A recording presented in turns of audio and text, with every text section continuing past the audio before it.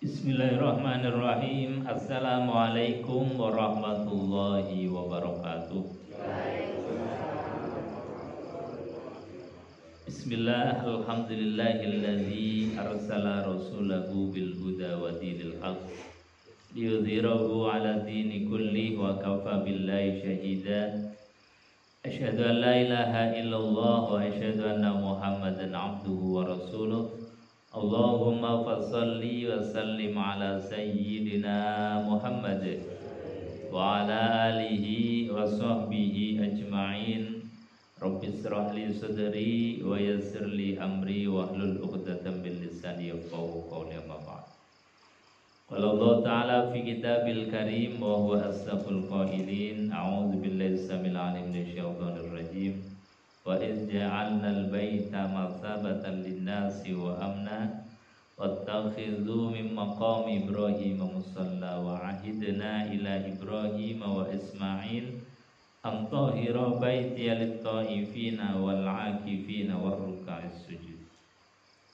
Sadaqallahul azim wa sadaqa rasulul karim wa nahnu ala dzalika minasyahidin walhamdulillahi rabbil alamin. Bapak Ibu hadirin jamaah pengajian Sabtu pagi yang dimuliakan Allah Subhanahu wa taala.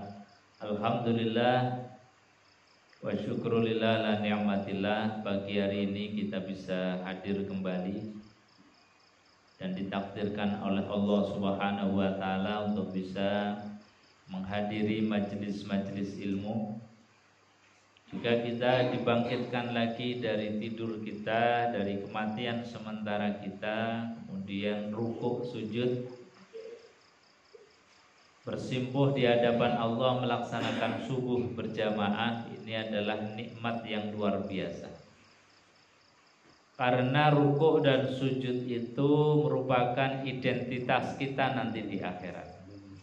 Kata Rasulullah SAW, rukuk sujud dan wudhunya kita itu menjadikan nurun ala nur, cahaya di atas cahaya. Makanya malaikat itu nanti di akhirat enggak susah-susah. Jadi tidak usah melihat amal-amal kita, cukup mana yang bercahaya, mana yang gelap, itu sudah bisa membedakan. Yang cahaya berarti di dunianya ahli ibadah, ahli wudhu, ahli sholat, ahli rukuk dan sujud. Sementara yang gelap itu berarti ya ahli maksiat, disuruh sholat beralasan, disuruh sholat diundur-undur, ini jadinya gelap. Makanya malaikat jadi mudah, oh ini terang langsung digiring ke surganya Allah, oh ini gelap langsung digiring ke nerakanya Allah. Na'udzubillah summa na'udzubillah. Jamaah yang dimuliakan Allah Subhanahu wa taala. Kita lanjutkan kajian kitab Bulughul Maram, sudah sampai kepada Babul Masajid, tentang masjid atau tempat yang digunakan untuk rukuk dan sujud. Dalam kebahasaan, lafadz masjid itu bisa dibaca masjid atau dibaca masjid. Kalau masjid itu adalah tempat atau area yang dikhususkan untuk rukuk dan sujud atau untuk ibadah. Jadi sudah diikrarkan bahwa ini tanah diwakafkan untuk masjid, ini tanah diwakafkan untuk musola. Itu namanya dalam istilah masjid. Kalau musjad atau masjid itu adalah yang khusus untuk rukuk dan sujud.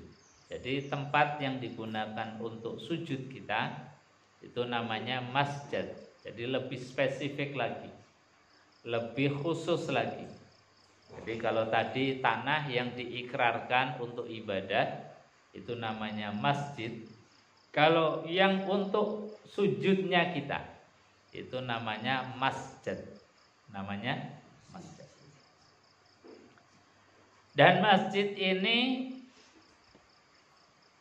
sudah dibangun oleh Allah Subhanahu wa taala jauh-jauh hari, yang namanya Baitullah, yang fungsi tujuan itu sudah disampaikan Allah Subhanahu wa taala di dalam Al-Qur'anul Karim. Dalam Al-Qur'an disebutkan wa iz ja'alnal baita matsabatal linnas wa amna. Jadi tujuannya Allah membuat masjid. Masjid yang pertama kali adalah Baitullah. Inna awwala baiti wudi'a lin-nasi lalladzi bi Bakkah mubarakah. Jadi inna awwala baitin, sesungguhnya bait, rumah atau tempat ibadah yang pertama kali dibangun oleh Allah Subhanahu wa taala adalah bi Bakkah mubarakah, di satu tempat Bakkah. Bakkah itu artinya merdeka. Merdeka itu artinya tidak pernah terjajah, tidak pernah dikuasai oleh orang-orang selain Mekah. Ini mandiri, merdeka. Itu namanya Bakkah. Jadi Bakkah adalah tempat yang belum pernah terjajah, tempat yang merdeka. Ini Allah bangun di sana awwala baitin, yaitu bait atau tempat ibadah yang pertama namanya Baitullah bi Bakkah mubarakah wa hudal lil alamin, yang dijadikan sebagai hudan, petunjuk, sebagai porosnya alam. Nah, ini adalah Ka'bah. Jadi Ka'bah itu porosnya alam. Jadi kalau ada roda, itu asnya yang di tengah, itulah Ka'bah. Makanya Ka'bah itu sampai kepada Baitul Ma'mur, Lauhul Mahfuz itu nyambung. Jadi kalau di bumi Ka'bahnya untuk tawaf itu ada di Ka'bah. Kalau malaikat itu tawafnya di Baitul Ma'mur, di Ka'bah yang ada di langit. Ini Ka'bah, Baitullah, tempat ibadah pertama yang dibangun oleh Allah Subhanahu wa taala. Bahkan sebelum manusia itu diturunkan ke muka bumi, satu titik yang namanya Bakkah mubarakah itu sudah ditunjuk oleh Allah bahwa ini adalah kiblat, ini adalah poros. Kemudian dibangun oleh para nabi sampai kemudian dibangun lagi oleh Nabiullah Ibrahim dan Nabiullah Ismail alaihi salatu wassalam. Jadi Nabiullah Ibrahim itu bukan yang membangun pertama kali, tapi hanya membangun kembali, merenovasi yang dari pondasinya itu tinggal puing-puing pondasi kemudian dibangun kembali. Dalam Quran disebutkan wa idz yarfa'u Ibrahimul qawa'ida minal baiti wa Ismail rabbana taqabbal minna innaka antas samiul alim. Jadi wa idz yarfa'u, dan merofa, meninggikan Ibrahim wa Ismail, Nabiullah Ibrahim dan Nabiullah Ismail. Jadi hanya membangun kembali dari qawaidnya. Makanya untuk Ka'bah itu ada yang sadarwalnya, ada pondasinya itu yang dari awal kemudian dibangun lagi oleh Nabiullah Ibrahim dan Nabiullah Ismail alaihissalam. Dan Ka'bah atau Baitullah atau tempat sujud ini, masjid ini, visi dan misinya sudah disampaikan oleh Allah. Wa idz yarfa'u Ibrahim wa idz ja'alnal baita matsabatan linnas. Jadi kata Allah wa idz ja'alnal bait, dan aku jadikan masjid Baitullah ini satu matsabatan linnas, tempat kumpulnya manusia. Jadi masjid itu sebetulnya harusnya jadi titik sentral kumpulnya kita. Makanya di zaman Nabi itu apa-apa ya di masjid. Jadi musyawarah ya di masjid, apalagi ibadah seperti sholat, taklim beliau ya di masjid. Bahkan nyancang tawanan saja di masjid. Itu dulu zaman Rasul. Jadi masjid itu betul-betul menjadi tempat untuk kumpul manusia. Magnetnya manusia itu kumpulnya di masjid. Hanya dalam satu hadis Nabi menyampaikan al-masjidu baitu kulla mu'minin. Masjid itu hakikatnya adalah rumahnya orang yang beriman. Rumah itu ya artinya kita kalau di dalam itu betah. Rasanya nyaman, enak. Karena apa? Karena kita merasa itu rumah kita. Jadi nyaman. Nah, sekarang ini kan kita kadang-kadang ke masjid itu rasanya rosok-rosok. Nah, ini yang jadi pertanyaan. Berarti belum menjadikan masjid itu sebagai baitu kulla mu'minin. Rumahnya orang yang beriman. Jadi kalau rumah itu rasanya kangen, pengen kembali, pengen dandang cepet kembali masuk ke dalam masjid. Karena apa? Masjid itu gambarannya ya tadi, kalau bahasanya Nabi, baitu kulla mu'minin, rumahnya orang yang beriman. Dan masjid ini yang nanti di yaumul mahsyar itu akan memanggil-manggil kita. Jadi ya ma'asyarul muslimin, wahai orang-orang muslim yang dulu di dunia itu pernah masuk rukuk dan sujud. Salam. Rukuk dan sujud di tempatku, ayo masuk. Jadi nanti di mahsyar itu mau melewati yang namanya sirat. Sirat itu gambarannya satu jembatan yang kecilnya itu seperti rambut dibelah 7, saking kecilnya. Tapi di saat-saat panik kita mau melewati sirat itu ada suara memanggil-manggil. Ya fulan, wahai si fulan, siapa yang pernah telapak kakinya masuk di tempatku, siapa yang pernah dahinya itu rukuk dan sujud di tempatku, silahkan masuk. Ini nanti kemudian diselamatkan oleh masjid ini. Jadi kita naik masjid ya seperti naik perahu, kemudian langsung diseberangkan. Ini gambarannya masjid itu tadi, tempat rukuk dan sujudnya kita, dan nanti di akhirat akan menjadi perahunya kita, safinah yang menyeberangkan kita dari melewati as-sirat, jembatan yang kecil.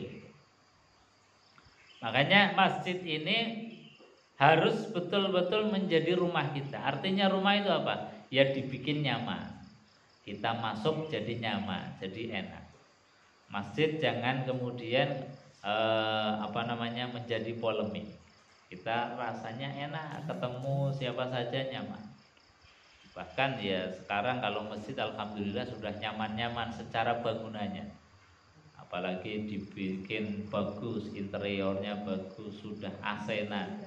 Ini kan nyaman sekali. Tapi kalau dibikin nyaman, hatinya tidak merasa nyaman, hatinya tidak merasa bahwa ini rumah kita, ya akhirnya jadi asing lagi. Meskipun itu hakikatnya rumah kita, tapi merasa asing. Maka bagaimana kita kembalikan ruh dan hati kita ini ta'alluq kepada masjid. Makanya Nabi SAW dalam sebuah hadis yang lain itu di antara orang yang nanti akan mendapatkan naungan pada saat tidak ada naungan kecuali naungan dari Allah adalah rajulun qalbuhu mu'allaqun fil masajid. Itu seorang yang hatinya punya kerinduan terhadap masjid.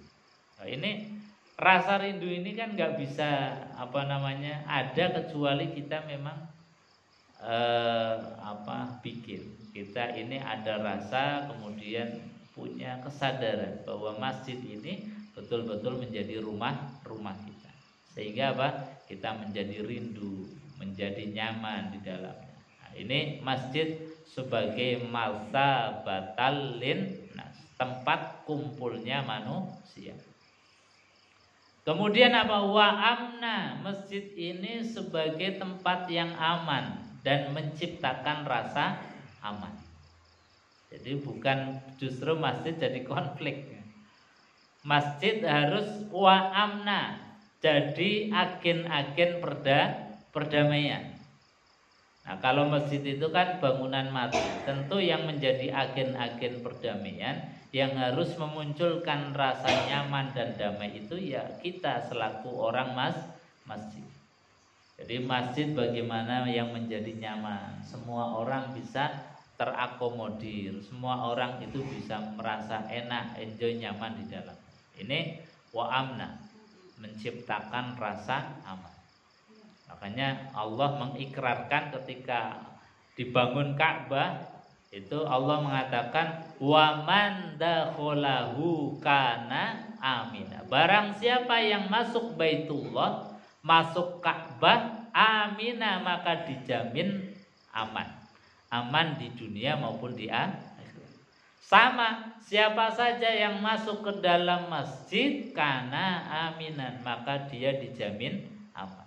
Karena memang masjid dijadikan oleh Allah Subhanahu wa taala tujuan yang kedua tadi, masabatal linnas wa amna, menciptakan rasa aman. Nah, ini untuk masjid. Jadi masjid bagaimana diciptakan betul-betul senyaman mungkin. Meminimalisir daripada konflik. Kalau ada perselisihan, konflik, dicari jalan yang paling baik, yang paling bisa membawa maslahat yang baik. Ini ciptakan atau menciptakan rasa aman. Wattakhidhu mim maqam Ibrahim musalla. Dan ambillah di makom Ibrahim itu musalla. Jadi kalau Ka'bah itu sebelahnya ada makom Ibrahim. Kalau ini khusus hanya di Ka'bah, di tempat lain enggak ada. Kemudian apa tujuan yang lain? Wa ahidna ila Ibrahim wa Ismaila an tahira baitiya lit-taifin. Yang kedua adalah an tahira, untuk tawaf. Wal akifin, dan untuk i'tikaf. Jadi masjid itu untuk i'tikaf, untuk kita merenung, untuk kita santai di dalamnya, berzikir kepada Allah, merenungkan tentang penciptaan Allah Subhanahu wa taala. Ini namanya akifin, i'tikaf. Dan i'tikaf itu tidak harus Ramadan, kapan saja bisa.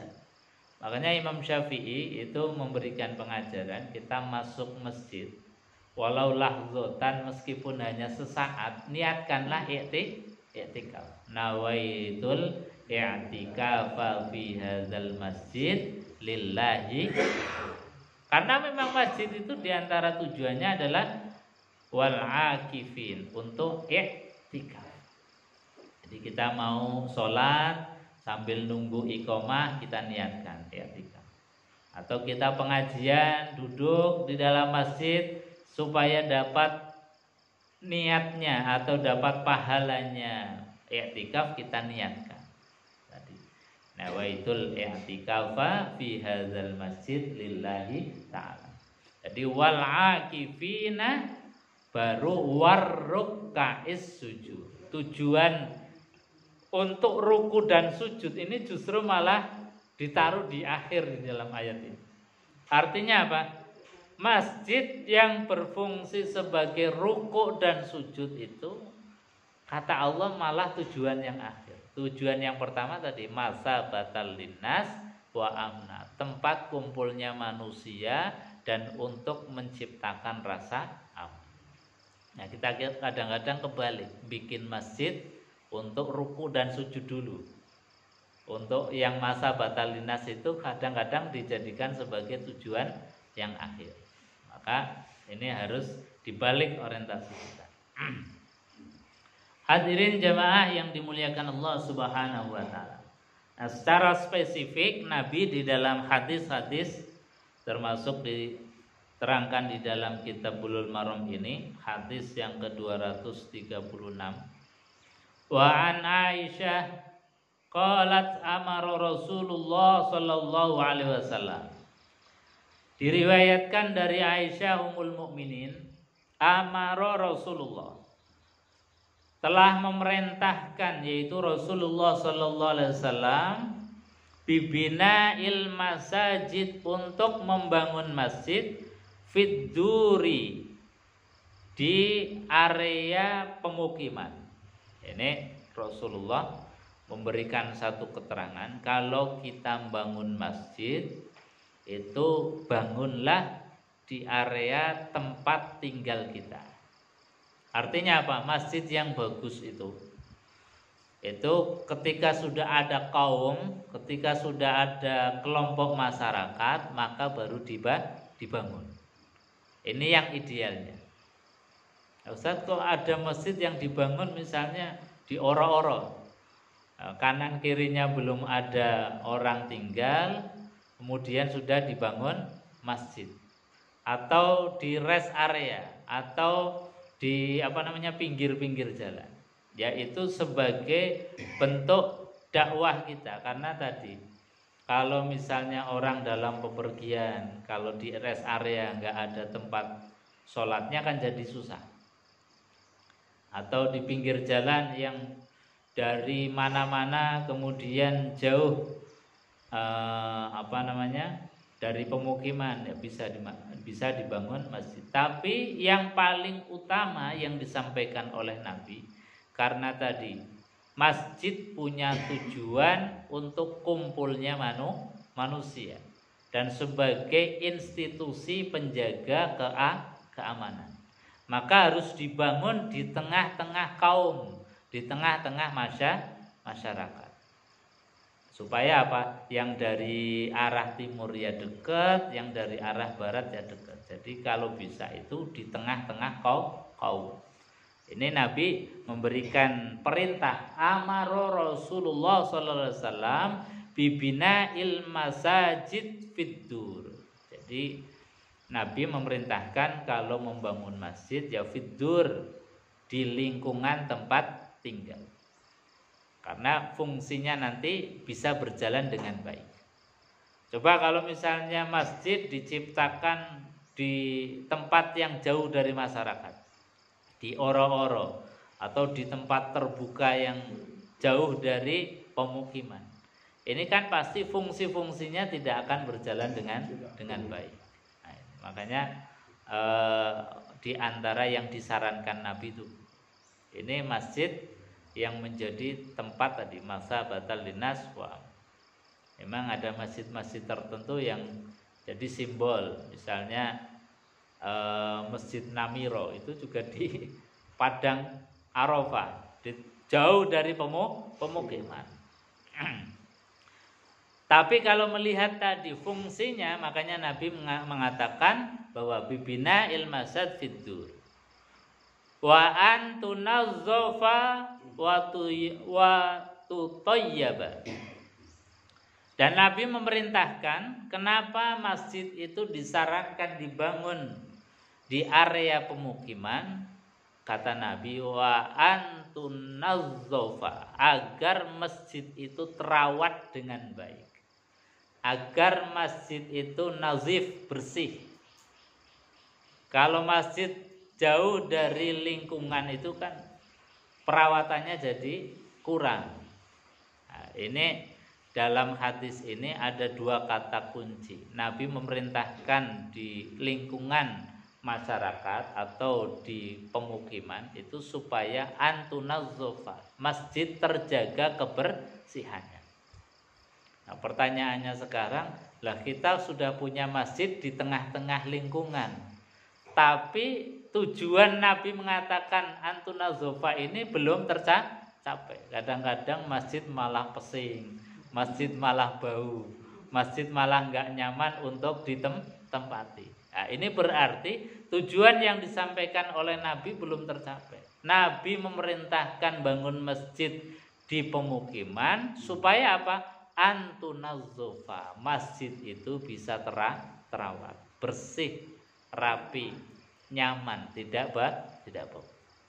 Maka ini yang menjadi PR kita.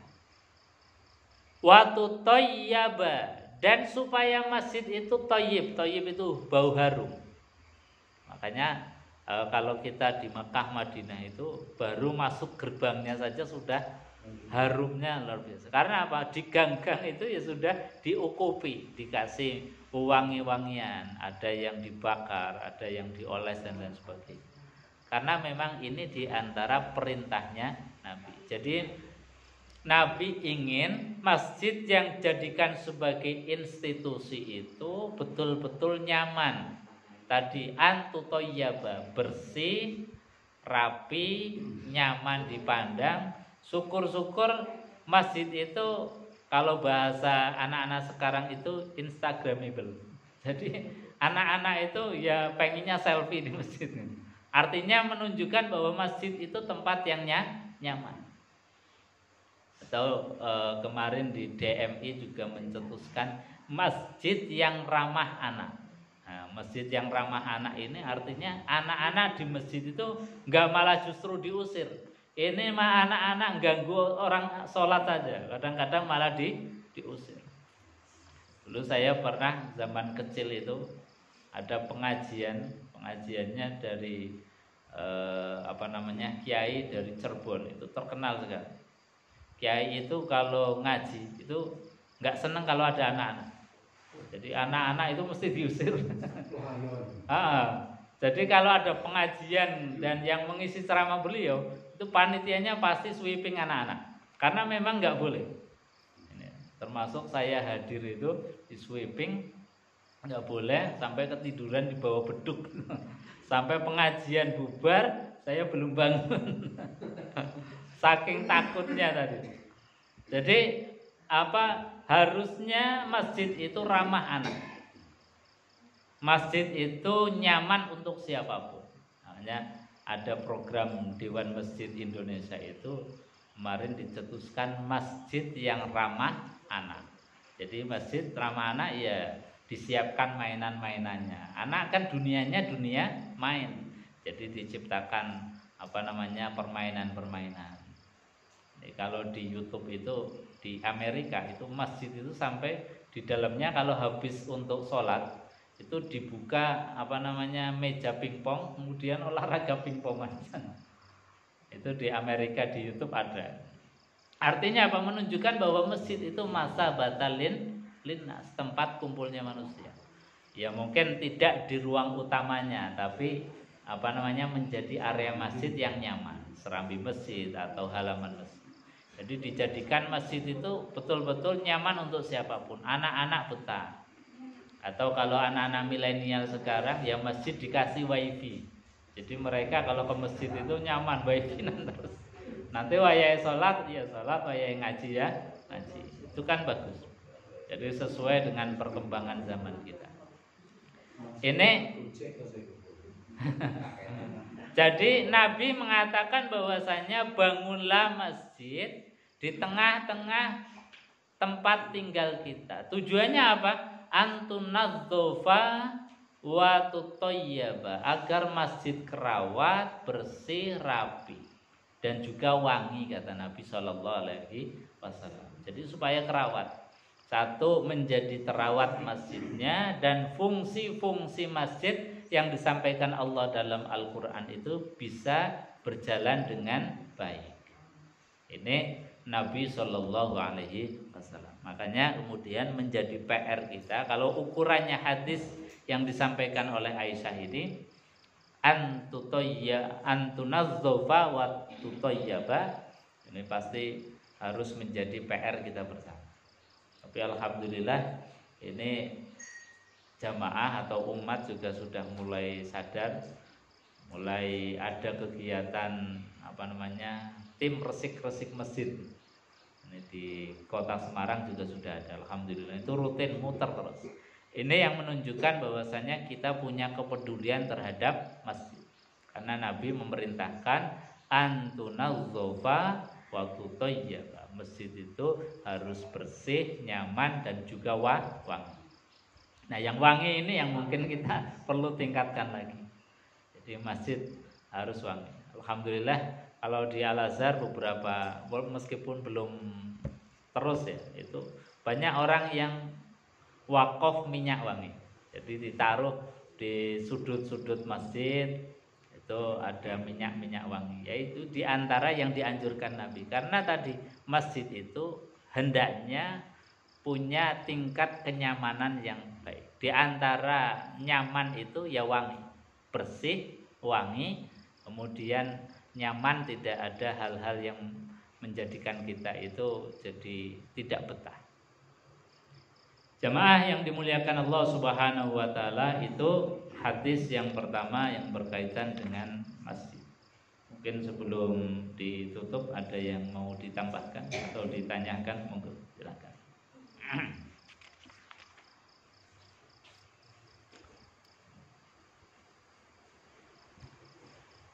Saya kira itu nggih.